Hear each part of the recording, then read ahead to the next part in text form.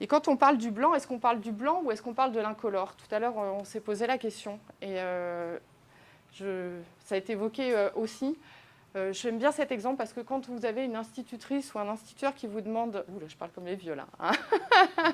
Un professeur des écoles qui vous demande pour le spectacle de fin d'année que les enfants viennent avec un t-shirt blanc, en fait, ce qu'il veut, c'est que le t-shirt soit incolore, une absence, qu'il n'y ait rien qui soit raconté. Ne peut-on pas le faire avec un t-shirt qui est non blanchi, grège, de la même façon pour le papier? Ou comme ici, en produit, en communication, Sprite qui a enfin arrêté de colorer, entre guillemets, inutilement, puisqu'en fait, on voit tout autant le produit quand on est dans un linéaire, donc on était vraiment dans la reconnaissance de la marque, mais finalement, qui ne permettait pas un bon recyclage des bouteilles.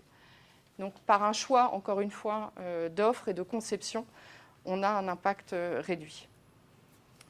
Et c'est la même chose dans le textile. En fonction des quantités qui vont être produites, on peut colorer dans la matière, par exemple pour les fibres plastiques, on peut utiliser de la teinture sans eau, on peut décider de teindre une seule fibre sur les deux, d'utiliser les teintures naturelles, ou encore aujourd'hui, ce qui est en train de se développer, la teinture sur le fil, l'impression du fil avec la couleur. En tout cas, il y a beaucoup de choses qui sont en train de se développer, notamment pour faire de la pièce sur mesure.